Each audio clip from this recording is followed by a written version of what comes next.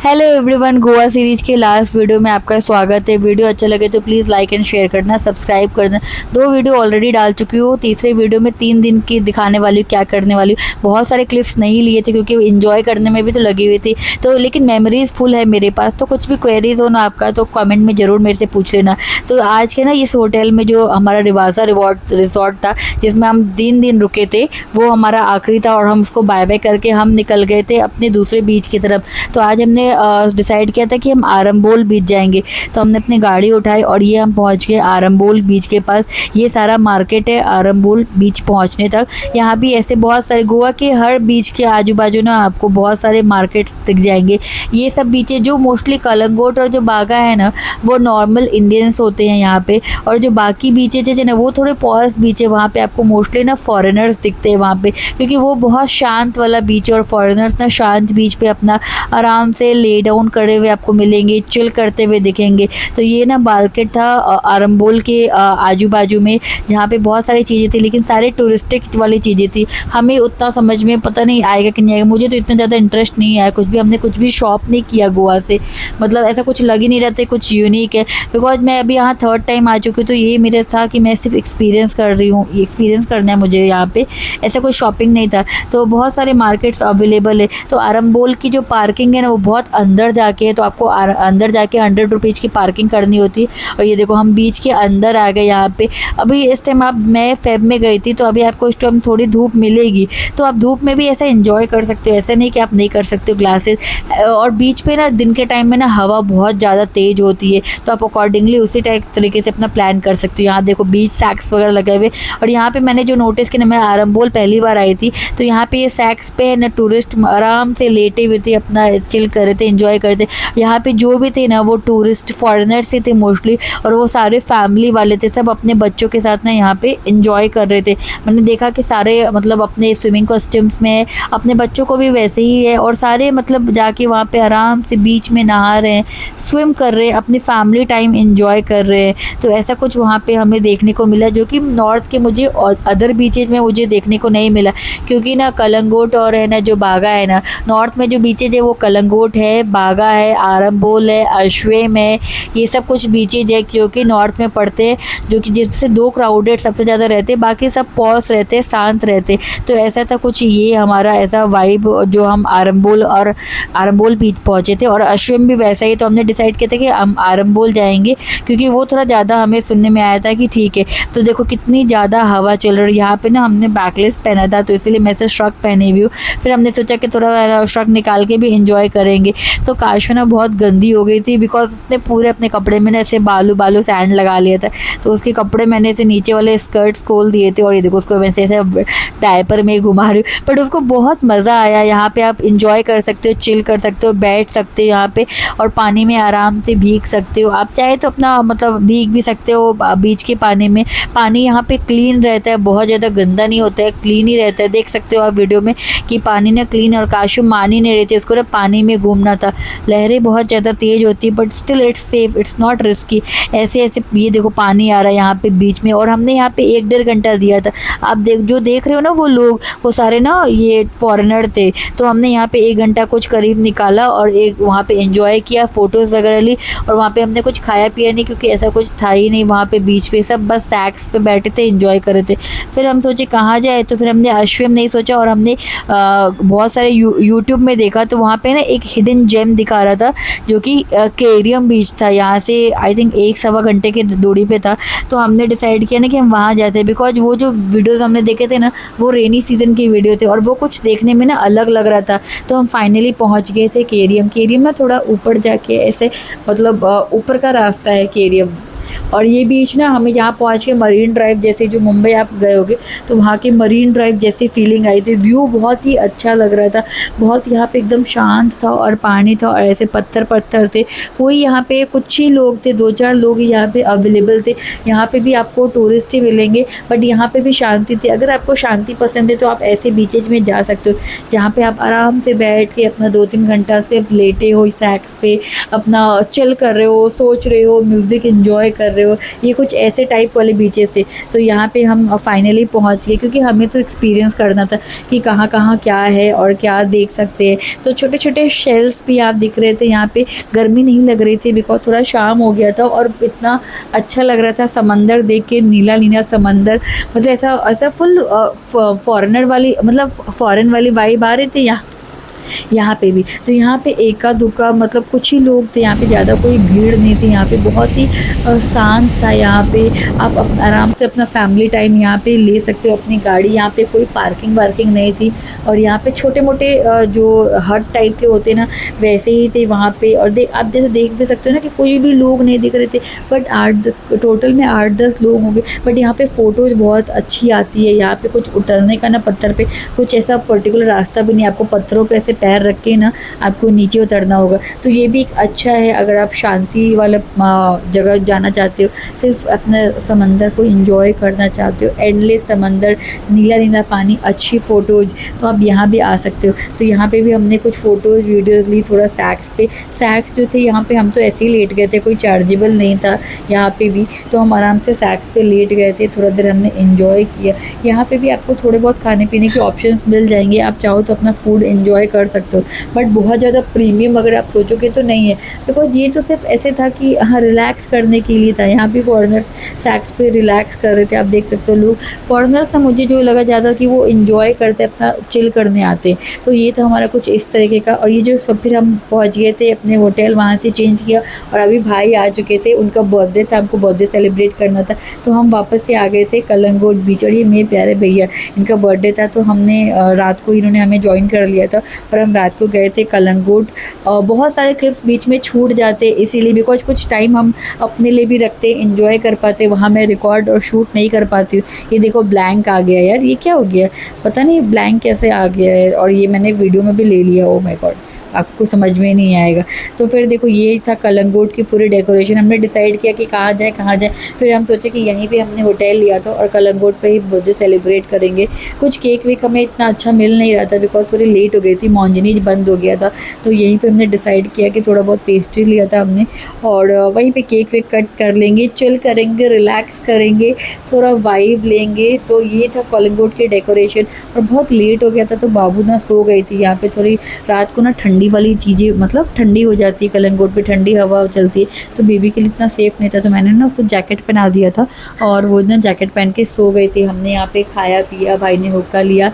यहाँ पे आप ड्रिंक्स भी कर सकते हो, और मस्त लोग आराम से 2 बजे 3 बजे तक यहाँ पे रहते हैं। तो हम 1-1:30 बजे यहाँ से, हम यहाँ पे सोचा था 1-1:30 बजे तक बर्थडे सेलिब्रेट करेंगे, 1:30-2 बजे तक यहाँ से चले जाएंगे। तो फिर यहाँ से चले गए हम, यहाँ सेलिब्रेट करके। और फिर जो हमारा जो होटल रूम है ना, जो हम रात को रुके थे, ये था डी ग्रैंड रिविरिया। और ये भी एक मतलब कलंगोट से 5 to 10 मिनट से भाई कार है, वॉकिंग थोड़ा दूर पड़ता है। तो ये भी काफ़ी अच्छा ऑप्शन था जो हमारा 3rd डे का स्टे हमने लिया था। यहाँ पे भी बुफे और जो यहाँ पे ब्रेकफास्ट था वो भी अच्छा था। ये रूम भी काफ़ी बड़ा था, हम 3 अडल्ट थे तो हमने अकॉर्डिंगली लिया था। और ये हमें ना 4500 का मतलब 3 अडल्ट के लिए था। यहाँ भी पूल था, आप पूल में भी जा सकते हो, ब्रेकफास्ट भी था, व्यू भी अच्छा आ रहा था।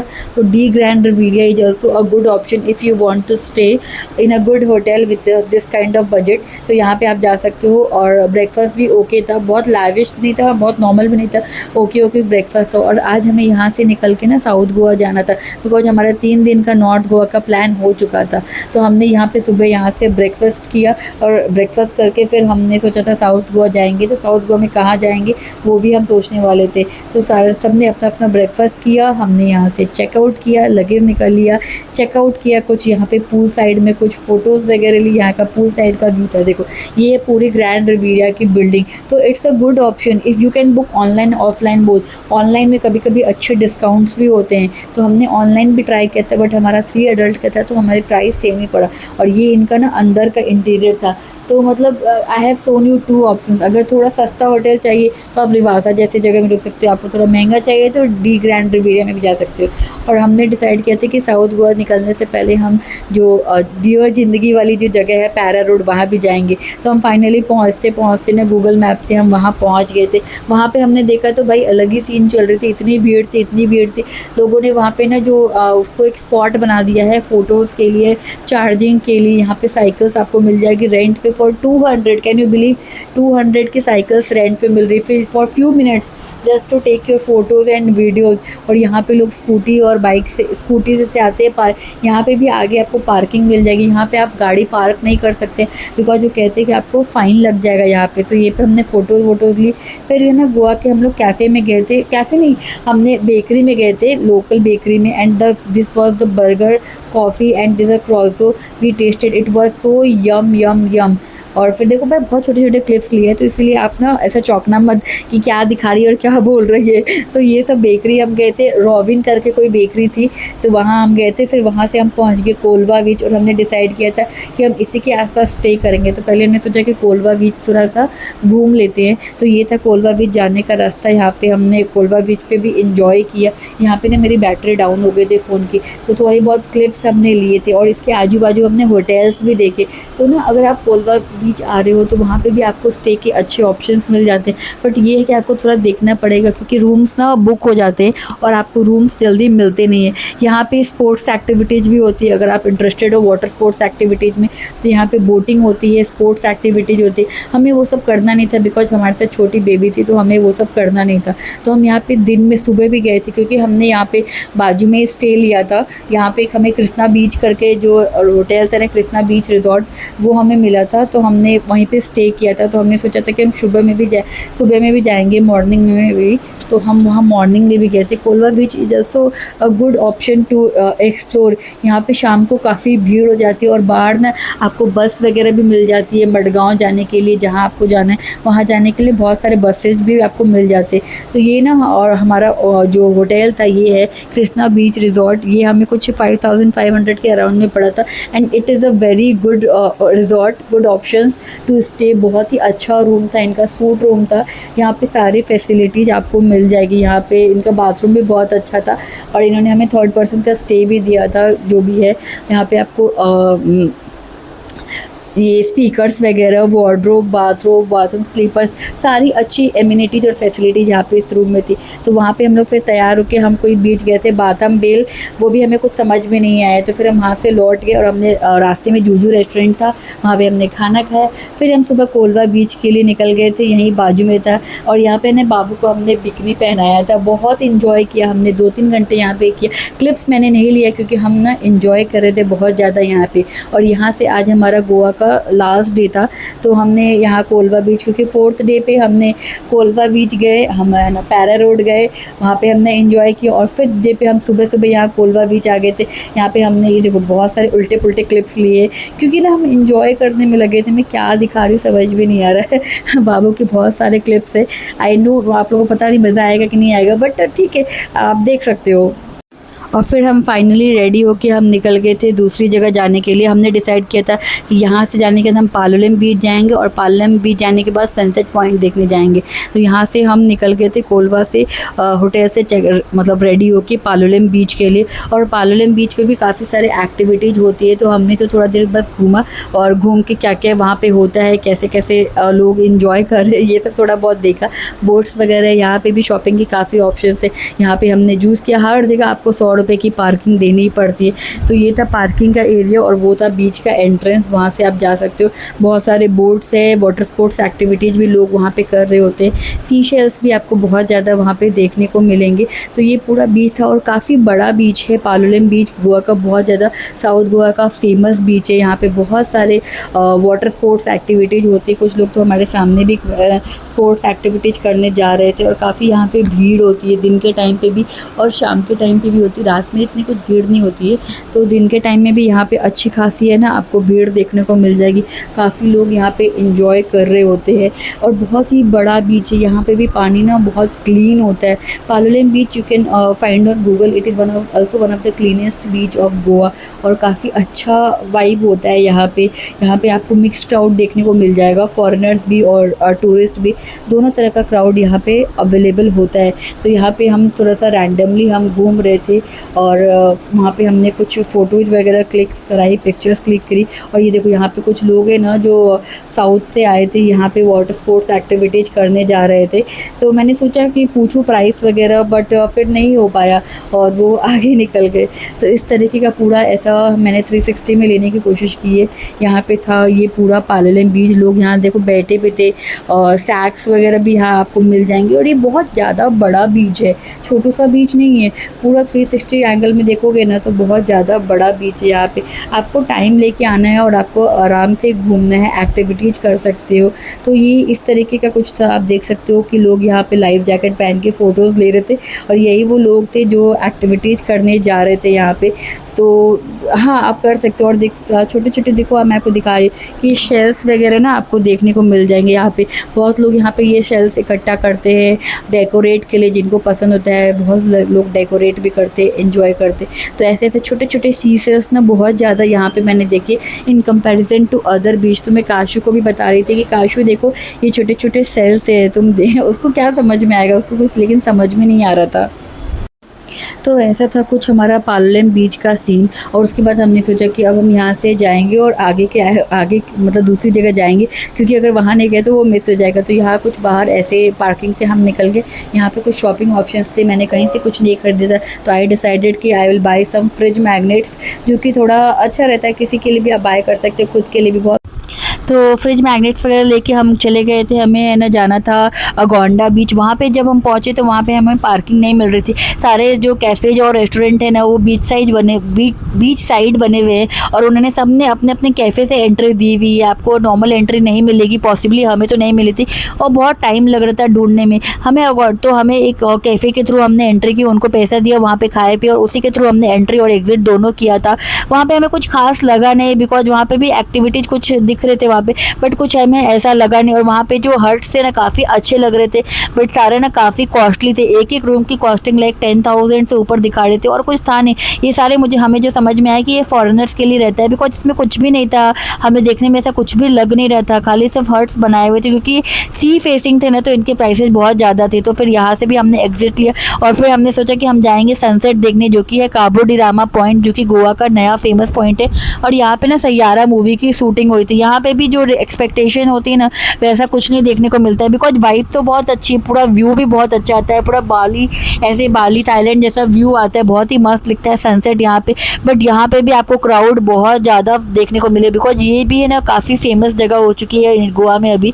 तो यहाँ पे आपको जो सनसेट देखने के लिए और वहाँ पे जो फ़ोटो क्लिक कराते हैं ना, वहाँ पे बहुत ज़्यादा लाइन में लग के एक्चुअली आपको फ़ोटो क्लिक करानी पड़ती है, ऐसा वहाँ पे हो गया है। तो ये था ओवरऑल काबो डी रामा। और यहाँ पे जो कैफ़ेज़ थे वो नीचे जो थे, और आप नीचे यहाँ बीच पे नहीं उतर सकते, बिकॉज सारे एंट्रीज जो है ना वो बंद हो चुकी है। तो कुछ ऐसा था, और यहाँ से फिर हमने एग्जिट लिया, और हमारा ऐसा गोवा का टूर ख़त्म हो जाता है। और ये हमारा जो होटल था कृष्णा बीच रिजॉर्ट, जहाँ पे हम 2 दिन हमने साउथ गोवा में रुका था, यहाँ से हमारी एग्जिट हो रही थी, क्योंकि दूसरे दिन हम निकल रहे थे गोवा से अपने घर के लिए। 5 दिन की आइटिनरी मेरी गोवा की ख़त्म हो चुकी थी, और हमारा अभी घर जाने का टाइम आ गया था। तो फाइनली हम घर जा रहे थे। और ये था गोवा का जो हमने साउथ गोवा में जो स्टे किया था, ये उसका बाहर का जो इंटीरियर था, बाहर का नज़ारा था, वो मैं आपको दिखा रही हूँ। तो कुछ इस तरीके का था कि 3 दिन नॉर्थ गोवा, 2 दिन साउथ गोवा, जहाँ पे मैंने और मेरी भाभी ने, मेरे भाई ने एंड मेरी स्पेशली 1 ईयर की बेबी ने, हमने बहुत ज़्यादा इन्जॉय किया।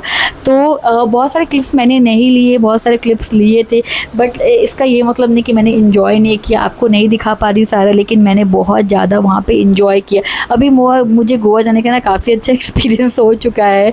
तो अगर आपकी कोई भी क्वेरी हो ना कि गोवा कैसे जाए, कब जाए, कौन से मंथ में जाए, कहाँ स्टे करना ज़्यादा अच्छा होगा, और कितने प्राइसेस में हमें होटल मिल जाएंगे, ये सारे मैं आपको अच्छे से गाइड कर सकती हूँ। तो आपकी अभी कोई भी क्वेरी हो स्टे के लिए नॉर्थ गोवा में, साउथ गोवा में, रेस्टोरेंट्स, कैफ़ेज, या फिर कोई भी आपको अदर क्वेरी हो, एक्टिविटीज़ कहाँ पे करें, कैसे जाए, कौन सी टाइमिंग में क्या खुला रहता है, ये सारे मैं आपको अच्छे से गाइड कर सकती हूँ। तो प्लीज़ आपकी कोई भी क्वेरी हो तो आप कमेंट सेक्शन में ज़रूर आना और अपनी क्वेरी रेज़ करना, मैं सारे आंसर्स आपको दे सकती हूँ। तो ओवरऑल हमारा गोवा का जो ट्रिप था ना वो बहुत ही अच्छा था, बहुत ही मज़ेदार था, लाइफ बहुत ही हैपनिंग था। मतलब गोवा है ही इतनी अच्छी प्यारी जगह। तो अगर आप भी ना गोवा अगर नहीं गए हो तो प्लीज़ ज़रूर जाना गोवा, बिकॉज़ आप हर तरीके की बजट में गोवा घूम सकते हो। लाइक आप 10K में भी घूम सकते हो, 10 to 12K में घूम सकते हो, आप 50K में भी घूम सकते हो और आप 1 लाख के बजट में भी घूम सकते हो। तो हर बजट के अपने अकॉर्डिंग आप गोवा घूम सकते हो। यहाँ पहुँचने के भी बहुत सारे रास्ते हैं, ट्रेन है और आप